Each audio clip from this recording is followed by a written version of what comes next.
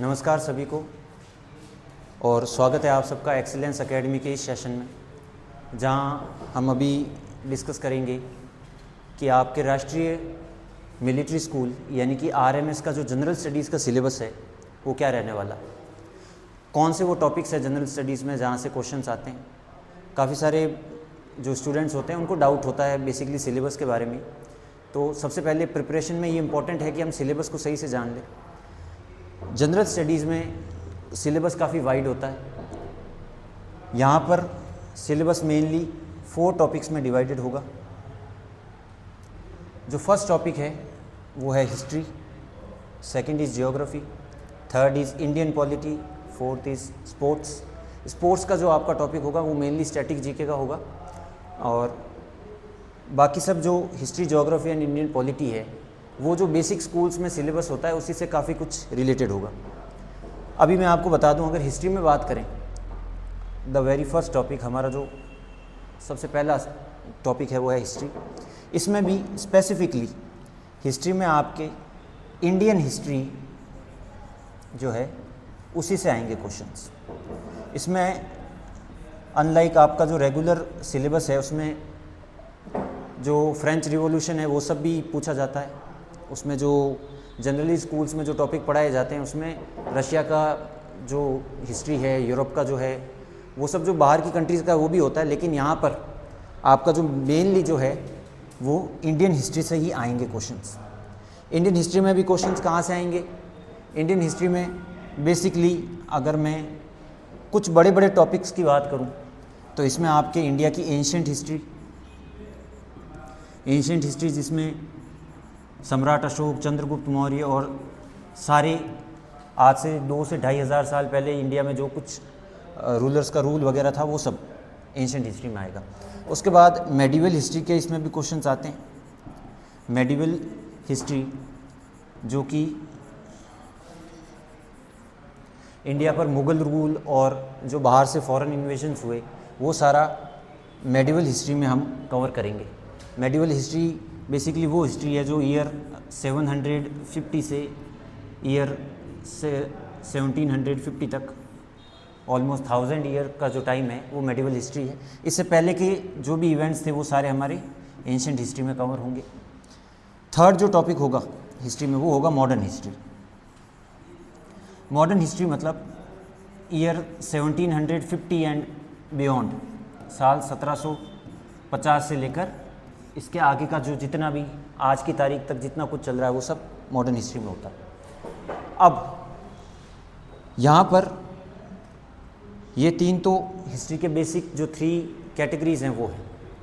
यहाँ पर हिस्ट्री से रिलेटेड काफ़ी सारे क्वेश्चंस को घुमा फिरा कर भी दिया जाएगा।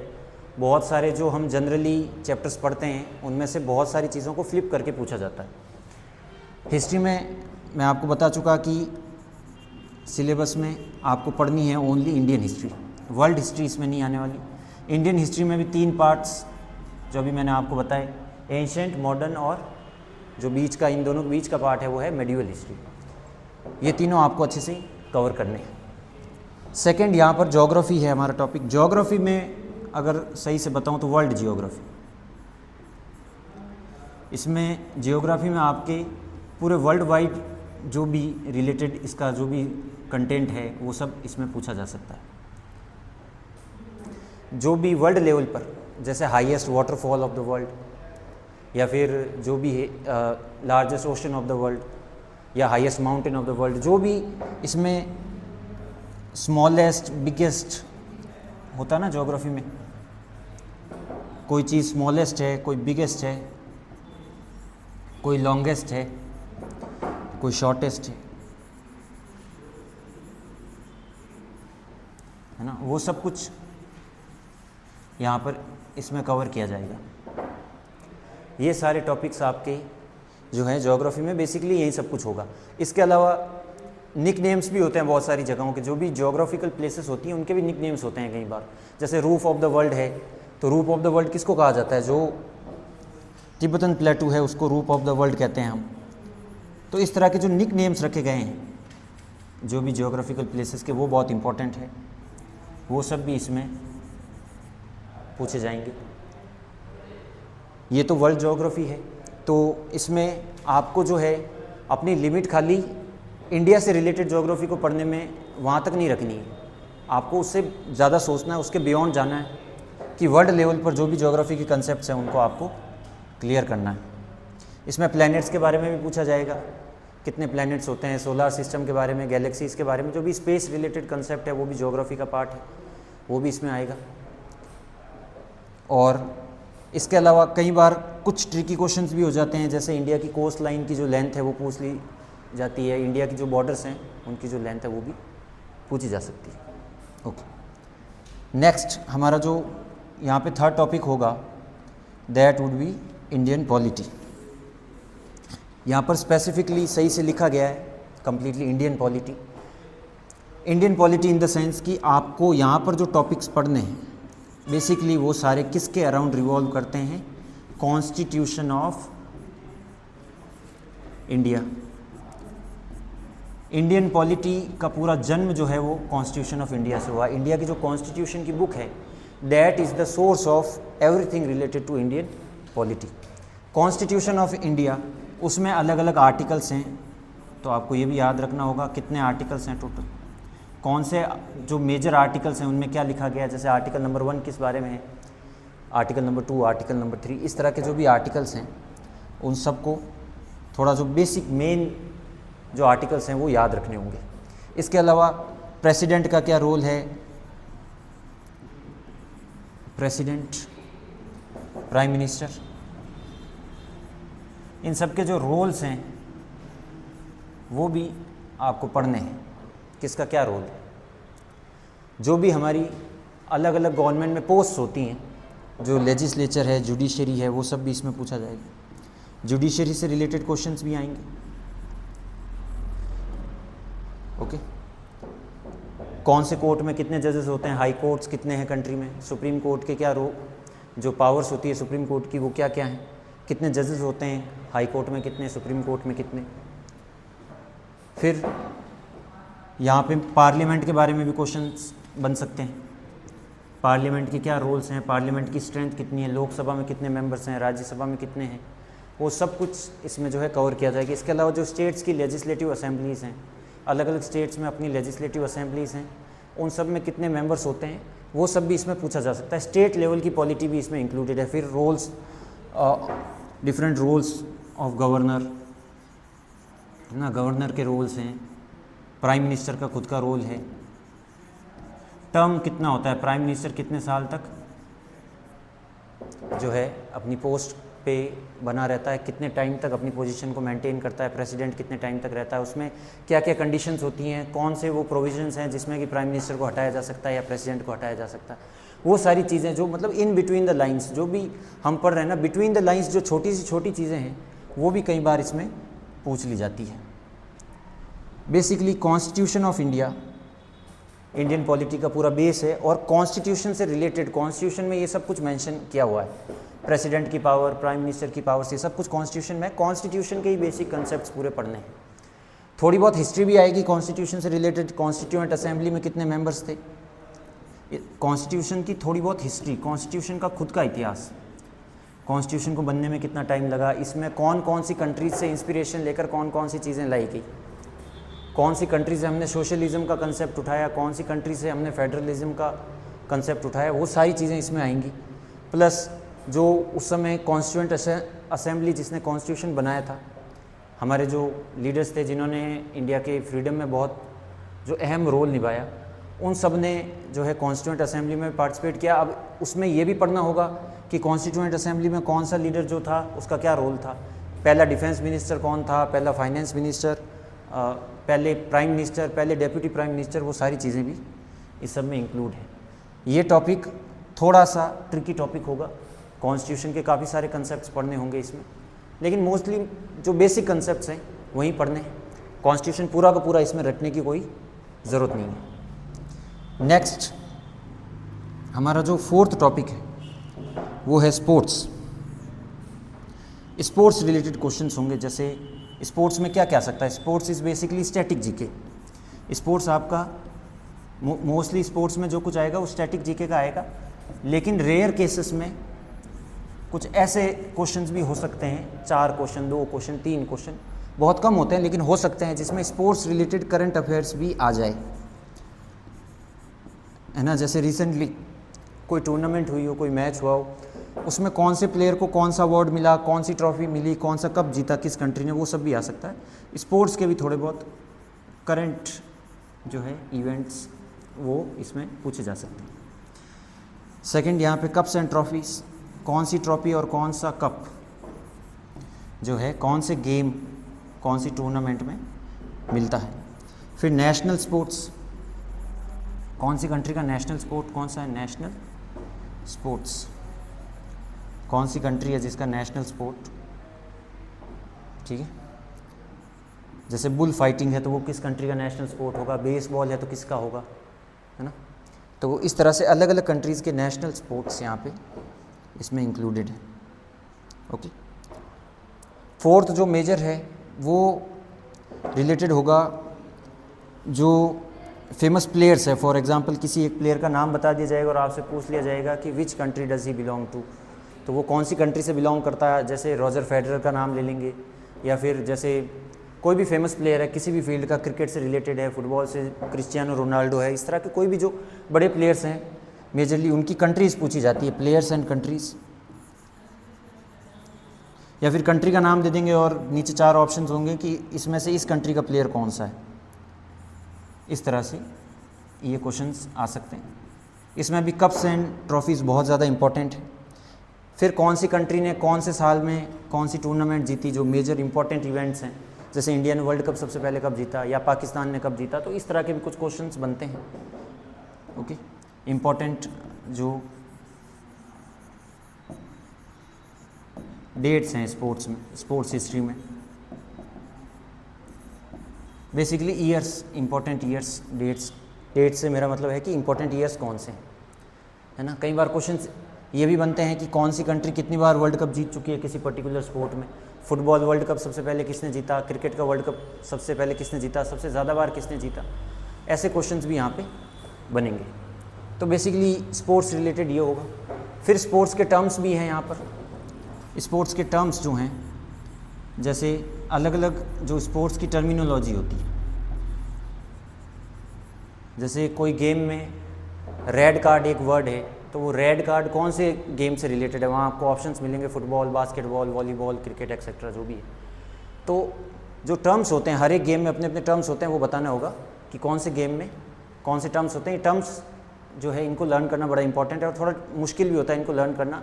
जिस स्पोर्ट के बारे में हम जानते नहीं, हमने कभी खेला नहीं, उसका याद करना अपने लिए थोड़ा टफ होगा, लेकिन वही है, आपको मेहनत तो करनी होगी। मेहनत का कोई दूसरा यहाँ पे ऑप्शन नहीं है, जो लर्न करना है वो तो करना ही होगा।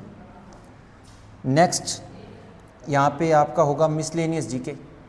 यहाँ पर आपको सारे टॉपिक्स दिख रहे होंगे, ये मिसलेनियस जीके के टॉपिक्स हैं। बेसिकली मिसलेनियस टॉपिक्स हैं जनरल नॉलेज की, और मिसलेनियस इन द सेंस कि ये सारे मिक्स्ड हैं। वो 4 टॉपिक्स तो मेन थे, उसके अलावा ये 5वां आपका मिसलेनियस टॉपिक्स, जो ये 5th पोर्शन है आपके सिलेबस का, वो है जो भी मिसलेनियस टॉपिक्स हैं। इसमें अवार्ड्स आएंगे, कौन सा अवार्ड किसको दिया जाता है। जैसे द्रोणाचार्य अवार्ड है तो वो किसको दिया जाता है, क्या वो फेमस स्पोर्ट्स पर्सनैलिटीज़ को दिया जाता है या फिर उन लोगों को दिया जाता है जिनका कंट्री के फ्रीडम में कोई कंट्रीब्यूशन है। आगे जाकर आपका यहाँ पे साइंस एंड हेल्थ का टॉपिक भी आता है। साइंस एंड हेल्थ के टॉपिक में क्या होता है कि ये बेसिकली जनरल साइंस है। This is general science. General science में जो बायोलॉजी के, जो केमिस्ट्री के और फिज़िक्स के बेसिक कंसेप्ट्स हैं वो होंगे। Biology, then we have chemistry, then we have physics. उसके जो भी बेसिक टॉपिक्स होंगे वो इसमें आएंगे और इनको जो है कवर करना होगा। जैसे बायोलॉजी में डिजीज़ रिलेटेड क्वेश्चंस आ सकते हैं कि कौन से बैक्टीरिया से कौन सी डिजीज़ होती है, या फिर किसी एनिमल का, किसी इंसेक्ट का, किसी बर्ड का जो साइंटिफिक नेम है, अलग अलग बायोलॉजिकल एंटिटीज़ का जो साइंटिफिक नेम है वो यहाँ पे पूछा जाएगा। केमिस्ट्री में फार्मूलाज पूछे जा सकते हैं, कोई भी अगर केमिकल कंपाउंड है, कोई भी मॉलिक्यूल्स हैं, एटम्स हैं, उनसे रिलेटेड क्वेश्चंस बन सकते हैं। फिज़िक्स में फ़िज़िक्स के जो बेसिक कंसेप्ट्स हैं जैसे push and pull, force, pressure, है ना, टाइम एंड डिस्टेंस, वो सारी चीज़ों के जो बेसिक फार्मूलाज वगैरह हैं वो सब यहाँ पे आएंगे आपके, बेसिक फार्मूलाज, वो इस सब में यहाँ पे मेनली वही सब पूछा जाएगा। बायोलॉजी में डिजीज़ेस इंपॉर्टेंट है, कौन सी डिजीज़ का और क्या जनरल नेम है। बहुत सारी डिजीज़ हैं जिनके अलग अलग नेम होते हैं अलग अलग कंट्रीज़ में, अलग अलग रीजन्स ऑफ द वर्ल्ड में, वो सब भी पूछा जा सकता है। केमिस्ट्री में जैसे मैंने आपको बताया अलग अलग कंपाउंड्स, अलग अलग गैसेस हैं, अलग अलग जो मिक्सचर्स हैं, वो सारे उनके बारे में जो बेसिक, बहुत ही बेसिक क्वेश्चन बनते हैं, वहाँ से आपको स्टार्टिंग जो करनी है, लर्निंग आपको शुरू कहाँ से करनी है, जो बेसिक कंसेप्ट्स हैं साइंस के। जनरल साइंस ही आएगा, इन डेप्थ ज़्यादा साइंस नहीं आने वाला। साइंस में basic concept, disease related and जो फिज़िकल एजुकेशन के कुछ बेसिक कंसेप्ट होते हैं, है ना, वो सब कुछ यहाँ पे आएगा।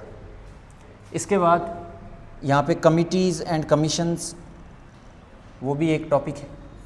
कमिटीज़ एंड कमीशंस, ये आपको पता है कि हमारी कंट्री में जब भी कोई नया रूल लाया जाता है या जब भी कोई अमेंडमेंट होता है पुराने रूल्स में, तो उन अमेंडमेंट्स को किस हद तक लागू करना है उसको स्टडी करने के लिए कमिटीज़ बनाई जाती हैं। ये कमिटीज़ स्टडी करती हैं उन रूल्स को, इनके सबके अपने अपने रोल्स होते हैं। हर एक कमिटी एक स्पेसिफिक पर्पस के लिए बनती है, तो आपको याद रखना है नेम ऑफ कमिटी, जो कमिटी का नाम है name of committee, and head of committee, ये तो याद रखना ही रखना है, head of committee, COMMITTEE, head of committee and name of committee. ये तो आपको अपने माइंड में रखना ही रखना है कि कौन सी कमिटी है, वो किस लिए बनी थी और उसका हेड कौन था। कमिटी का नेम भी पता होना चाहिए, और ईयर, कौन सी कमिटी कौन से साल में बनी थी, ये भी आपको पता होना चाहिए। क्वेश्चन ऐसा बन जाएगा, नीचे आपको कमिटीज़ के नाम दिए होंगे और ऊपर कुछ भी क्वेश्चन बन सकता है। Which of these committees was formed to regulate laws related to the Panchayati Raj in the country, है ना, जैसे देश में पंचायती राज से रिलेटेड कौन सी कमिटी है, वो यहाँ पे पूछा जा सकता है। और ऑप्शंस होंगे 4। जो बड़ी फेमस कमिटीज़ थी, कुछ कमीशंस भी थी, कमीशन भी ऐसी होती कमिटी की तरह, उनका भी यही रोल है। वो भी किसी एक पर्पज़ के लिए, कोई कंट्री में किसी चीज़ को प्रैक्टिकली लागू करने से पहले गवर्नमेंट कुछ कमिटीज़ और कमीशंस फॉर्म करती है, वो सारे उन सब के नाम, ईयर और उनका क्या पर्पज़ था, कौन सी कमिटी किस लिए बनाई गई थी, वो सब कुछ। नेक्स्ट इसके बाद हमारा क्या होगा, स्टेट्स ऑफ इंडिया, भारत के राज्यों के बारे में, स्टेट्स एंड देयर कैपिटल्स, राज्य और उनकी राजधानियाँ, स्टेट्स एंड देयर कैपिटल्स। कौन सा स्टेट है, उसकी क्या कैपिटल है। कई बार स्टेट्स की लोकेशन भी पूछ लेते हैं, विच of these states is situated in north east, ये भी क्वेश्चन बन जाएगा। भाई आपको 4 स्टेट्स के नाम दे दिए जाएंगे और पूछ लेंगे नॉर्थ ईस्ट में कौन सा है या नॉर्थ में कौन सा है, या इनमें से कौन सा स्टेट है जिसकी बॉर्डर चाइना के साथ टच होती है, या कौन सा स्टेट है जिसकी बांग्लादेश से टच होती है या पाकिस्तान से टच होती है। इस तरह के क्वेश्चन आएंगे। कौन सा स्टेट है जो लार्जेस्ट है साइज़ में, कौन सा है वो स्मॉलेस्ट है ना। तो स्टेट्स एंड देयर कैपिटल्स, फिर लार्जेस्ट एंड स्मॉलेस्ट।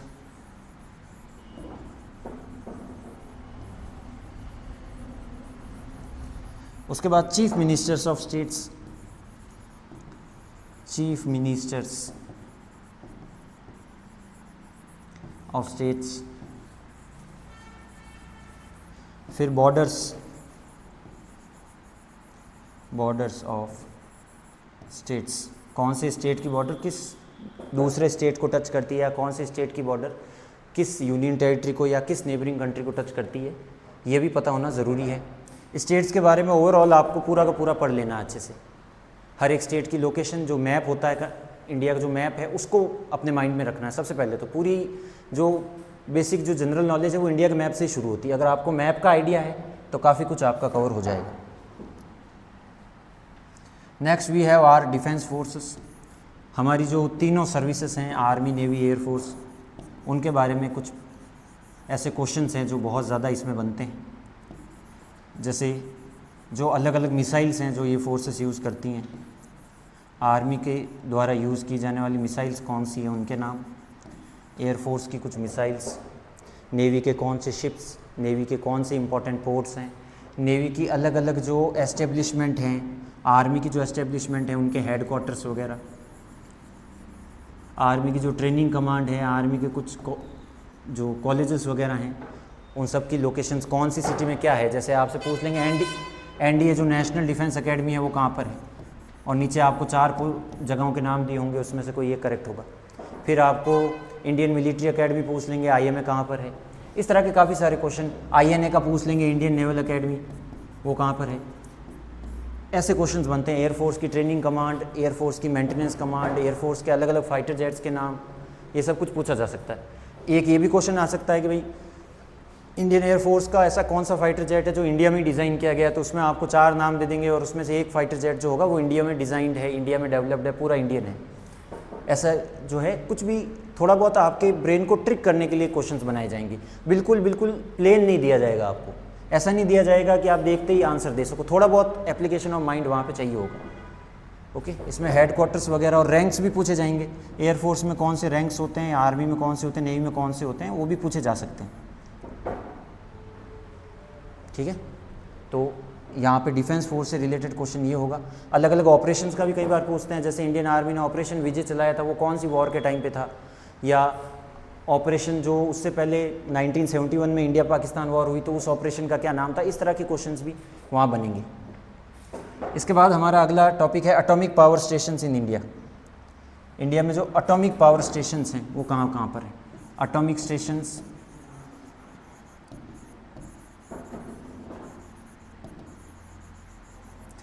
इनकी लोकेशन, पहले तो कौन से स्टेट में कौन सा एटॉमिक स्टेशन है, लोकेशन, कौन से ईयर में बना, ईयर, ये सारी चीज़ें जो हैं इसमें इंक्लूडेड हैं। कौन सा स्टेशन सबसे पहले बना, कौन सा सबसे लेटेस्ट है, फर्स्ट एंड लास्ट, इसमें भी ये फर्स्ट एंड लास्ट आपका जो है इन सारे टॉपिक्स में कहीं ना कहीं इनमें से क्वेश्चंस बनेंगे। ओके, इस तरह से ये क्वेश्चंस इसमें से बनते हैं एटॉमिक स्टेशंस में से। अगेन बहुत इंपॉर्टेंट है, लेकिन इसमें एटॉमिक स्टेशंस कुछ स्पेसिफिक स्टेशंस ही हैं, कुछ 9 से 10 एटॉमिक स्टेशंस हैं पूरी कंट्री में, उन्हीं के बारे में पूछा जाता है, इससे ज़्यादा है भी नहीं। और ये टॉपिक जो है इसमें तो पूरे के पूरे मार्क्स स्कोर करना बहुत ईजी है। Next, classical dances of India.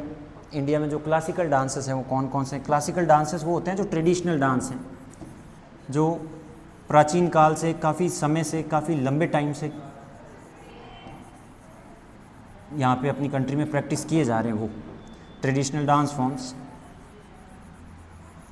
इसमें अपने अपने अलग अलग स्टेट्स के अलग अलग डांसेस होते हैं, है ना। जैसे पंजाब में कोई डांस फॉर्म होगा, राजस्थान का अपना कोई अलग होगा।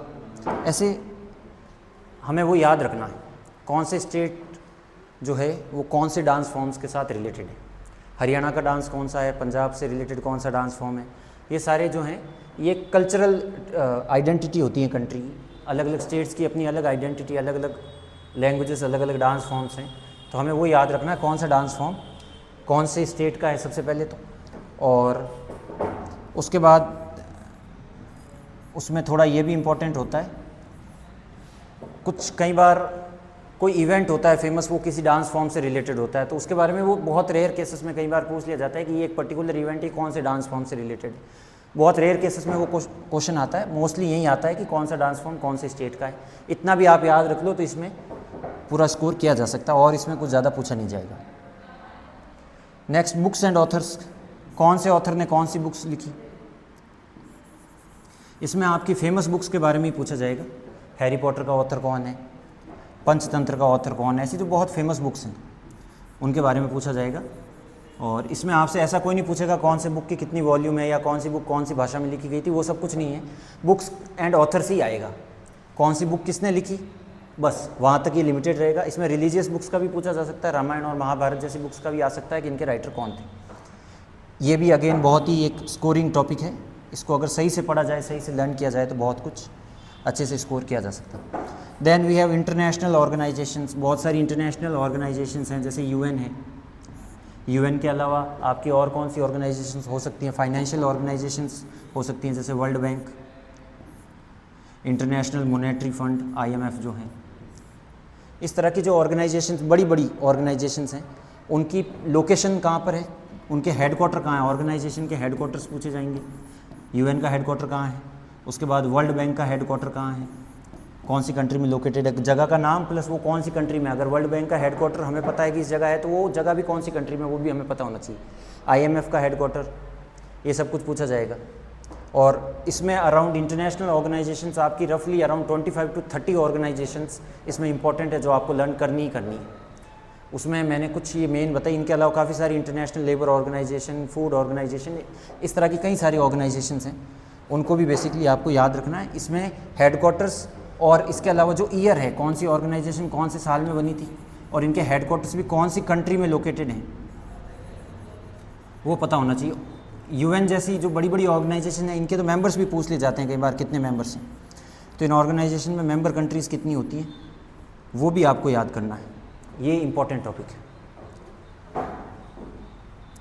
आगे इसके बाद एनवायरनमेंट एंड पॉल्यूशन। जो हमारा एनवायरनमेंट है, जिस एनवायरनमेंट में, जिन सराउंडिंग्स में हम रहते हैं, वहाँ पर कौन कौन सी चीज़ें हैं, जैसे लिविंग फैक्टर्स होते हैं सराउंडिंग्स में, प्लांट्स होते हैं वो लिविंग होते हैं, जो रॉक्स हैं या प्लास्टिक है वो सारी नॉन लिविंग चीज़ें हैं, और उनका एनवायरनमेंट पर क्या असर पड़ता है। अगेन पॉल्यूशन का भी बहुत ज़्यादा पूछा जाएगा, कौन कौन सी चीज़ें हैं जो पॉल्यूट कर रही है एनवायरनमेंट को, नेम्स ऑफ पॉल्यूटेंट्स, कौन कौन से केमिकल्स हैं जो पॉल्यूट करते हैं, उनके केमिकल्स के जो साइंटिफिक नेम है वो भी यहाँ पे पता होने चाहिए। जो उनके पीरियोडिक टेबल्स वगैरह जो होते हैं जिसमें हमारे एलिमेंट्स के नाम होते हैं, तो कोई अगर अपने को एलिमेंट बताया हुआ है जो पॉल्यूट कर रहा है एनवायरनमेंट को, तो उसका शॉर्ट फॉर्म, शॉर्ट में उसका क्या नेम है, वो सब भी पता होना चाहिए। क्वेश्चन इसमें से काफ़ी ज़्यादा बन सकते हैं। एनवायरनमेंट में हमसे लिविंग और नॉन लिविंग थिंग्स के बारे में पूछ सकते हैं कि नॉन लिविंग क्या है और लिविंग क्या है। आपको 4 ऑप्शंस दिए जा सकते हैं, उसमें से पूछ लेंगे विच of these is a living thing, तो आपको बताना है। थोड़ा बहुत एप्लीकेशन ऑफ माइंड इस टॉपिक में भी चाहिए होगा। बाकी जो बुक्स अवेलेबल हैं इन सब टॉपिक्स पे, उन सब में मोस्टली सब कुछ कवर्ड है, और यहाँ पर एक्सीलेंस एकेडमी में आपको और भी थॉरोली वो सब कुछ कवर करवा दिया जाएगा।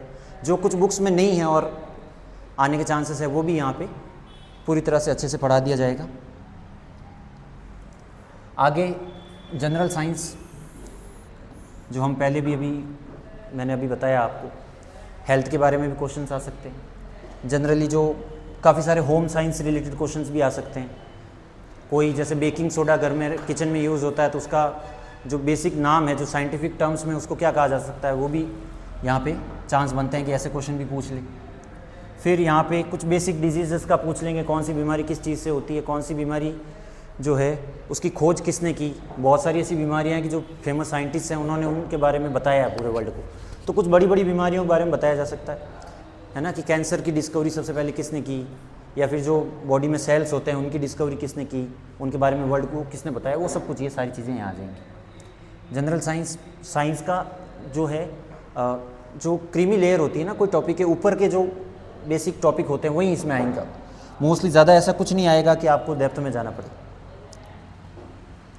Next we have countries capital and currency. कौन सी कंट्री की कौन सी कैपिटल है और कौन सी करेंसी। करेंसी मतलब बेसिकली मनी के बारे में पूछा जाएगा, कौन से देश में क्या चलता है। जैसे USA का डॉलर होगा, है ना, वैसे अलग अलग कंट्रीज़ के अपनी अपनी अलग करेंसीज होगी।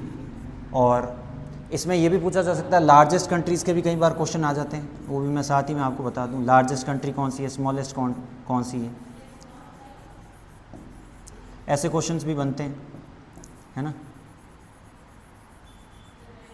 कौन सी कंट्री है वो एशिया में लोकेटेड है, कौन सी अफ्रीका में है। 4 कंट्रीज़ दे दी जाएंगी और पूछ लेंगे इनमें से अफ्रीकन कंट्रीज़, जो इसमें से आपको आइडेंटिफाई करना होगा कि अफ्रीकन कंट्री कौन सी है। 4 कंट्रीज़ कोई भी होंगी, उसमें से एक एशियन कंट्री होगी, वो आइडेंटिफाई करनी होगी। इस तरह के क्वेश्चन बनेंगे MCQ में, ओके। और ऐसा कुछ नहीं होता कि किसी कंट्री का प्राइम मिनिस्टर या प्रेसिडेंट आपसे पूछ लिया जाए, बहुत रेयर केसेस में होता है, वो भी मेजर कुछ 5 हैं जो बड़ी कंट्रीज़ हैं वर्ल्ड की, उनसे रिलेटेड पूछा जा सकता है। अदरवाइज़ इसमें नहीं आता। इसमें वहीं आएगा countries capital and currencies. Basically countries के बारे में ज़्यादा जो है मोटे तौर पर ये 3 टॉपिक ही होते हैं जो पूछे जाते हैं। कौन सी कंट्री, वो कौन से कॉन्टिनेंट में लोकेटेड है, और वहाँ पे कौन सी कैपिटल है उनकी, कौन सी करेंसी, वो आएगा। Next we have national park and wildlife sanctuaries. Bharat में कौन से नेशनल पार्क्स हैं? नेशनल पार्क्स जो हैं वो कौन सी स्टेट में हैं?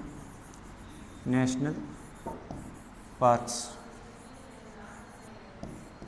इनकी लोकेशन आएगी, कौन सा नेशनल पार्क किस स्टेट में। नेक्स्ट, कौन सा नेशनल पार्क और वाइल्ड लाइफ सेंचुरी, सेंचुरीज़ भी होती हैं, वो कौन से स्टेट में?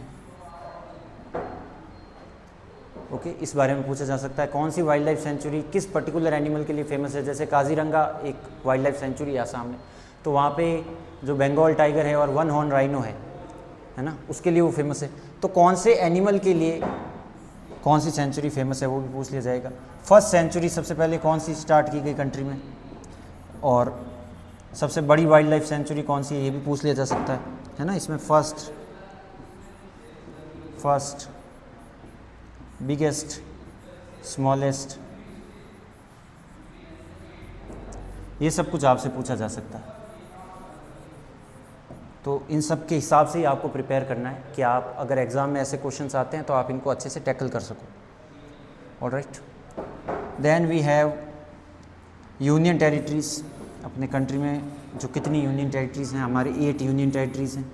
इनमें से कौन सी ऐसी यूनियन टेरिटरी है जिनमें उनकी खुद की जो है लेजिस्लेटिव असेंबली होती है, खुद का चीफ मिनिस्टर होता है, ये पूछा जा सकता है। अभी हमारे यहाँ 2 ही हैं, पहले 2 थी, अब 3 हो चुकी हैं, जम्मू कश्मीर, दिल्ली और पौंडीचेरी। 3 यूनियन टेरिटरीज़ है जहाँ पे खुद की लेजिस्लेटिव असेंबली है। तो इस तरह के क्वेश्चंस बन सकते हैं, है ना। लेजिस्लेटिव असेंबली कौन सी यूनियन टेरिटरीज़ में है, कौन सी यूनियन टेरिटरी जो हैं उनमें कौन चीफ मिनिस्टर हैं। बेसिकली 3 यूनियन टेरिटरीज़ ही हैं अपनी 8 में से जिनमें चीफ मिनिस्टर होता है, तो उनका पूछा जा सकता है। ओके, स्टेट्स का तो मोस्टली नहीं पूछा जाता, बट यूनियन टेरिटरीज़ का ज़्यादा पूछा जाता है क्योंकि कम है। Union territories are less in number as compared to states, है ना। लेजिस्लेटिव असेंबली किस में है ना। And when were UTs formed, UTs formed, union territories कब बनी थी, कौन सी टेरिटरी कब बनी, ये सब कुछ आपका जो है इसमें पूछा जा सकता है। ओके, ये हमारी यूनियन टेरिटरी से रिलेटेड बहुत सारे ऐसे क्वेश्चन बनेंगे। बहुत सारे ऐसे स्टेट्स भी हैं अभी जो पहले यूनियन टेरिटरीज थे, जैसे गोवा पहले यूनियन टेरिटरी थी, नागालैंड यूनियन टेरिटरी था, अरुणाचल यूनियन टेरिटरी था। तो उनके बारे में पूछा जा सकता है कि कौन सी यूनियन टेरिटरी जो है कब उसको स्टेटहुड मिला, कौन सा ऐसा स्टेट है जो पहले यूनियन टेरिटरी था और अब स्टेट बन गया, वो सब भी पूछा जा सकता है। और यहाँ पे जो लास्ट इंपॉर्टेंट टॉपिक है that is famous reverse. Bharat में लॉन्गेस्ट रिवर कौन सी है, शॉर्टेस्ट रिवर कौन सी है, वो सब भी यहाँ पूछा जाएगा। लॉन्गेस्ट रिवर, शॉर्टेस्ट रिवर,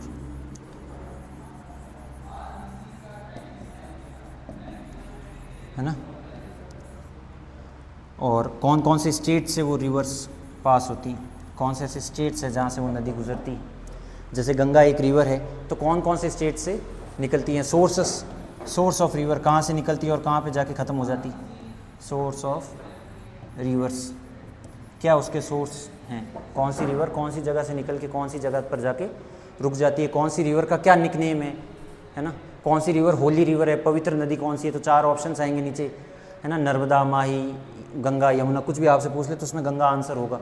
तो इस तरह से ये सारी होली रिवर्स वगैरह ये सब कुछ ये इंपॉर्टेंट यहाँ पे इनमें से क्वेश्चंस बनते हैं। सारे आपको थॉरोली अपने माइंड में जो है रखने हैं, सबको बार बार रिवाइज करना है।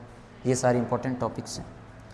और लास्टली जो है यहाँ पर ओके, लास्टली इन सब टॉपिक्स के बाद अभी हम जो डिस्कस करेंगे वो होगा कि अगर आपको कोई क्वेरीज़ हैं इनसे रिलेटेड तो आप हमसे कैसे कांटेक्ट कर सकते हैं।